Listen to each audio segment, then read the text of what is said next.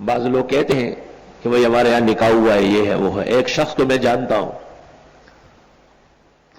کہ ان کے دادا جو تھے وہ حرم شریف میں درس دیتے تھے، ترک کی ایک جنیہ نے ان سے نکاح کیا، پھر جو بچے پیدا ہوتے تھے تو بعض نظر آتے تھے، بعض نظر نہیں آتے تھے، وہ نظر آنے والے بھی عجیب و غریب۔ تو آخر میں پھر انہوں نے ان کو کہا کہ بھئی ہم لوگوں کو کس طرح باور کرائے؟ تو اس نے کہا میں ایک تحفہ لے کے آ جاتی ہوں۔ تو ترکیہ سے وہ رسول اللہ صلی اللہ علیہ وسلم کے بال سندل میں رکھے ہوئے اور اس زمانے کا بنا ہوا ڈبہ اس میں رکھے ہوئے وہ لا کے دے دیا، اور وہ اب بھی موجود ہے۔ ہمارے زمانے میں ایک مفتی صاحب نے فتویٰ دیا تھا کہ جنات کے ساتھ نکاح نہیں ہو سکتا، وہ نکاح بالکل تیار تھا، سب کچھ طے ہو چکا تھا، مٹھائی بھی آ گئی،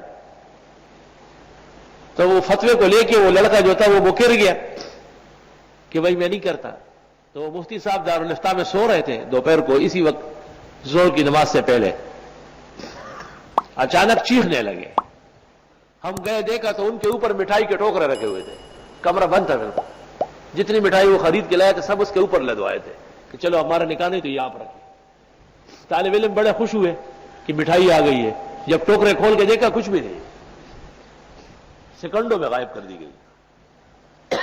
چونکہ بے اعتماد قوم ہے اس لیے ان سے دور رہنا بہتر ہے۔ اور پھر ان کے ہاں مادہ بھی نہیں ہے، اس کی جگہ آگ کا شعلہ ہے۔ جس طرح انسان کے جسم سے لاوا نکلتا ہے اس طرح جن کے جسم سے لاوا نہیں نکلتا، آگ کا شعلہ نکلتا ہے، تو اس سے جلنے کا بھی اندیشہ ہے۔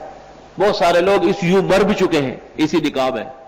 بعض ائمہ نے امام اعظم سے اختلاف کیا ہے اور انہوں نے جواز کے فتوے دیے۔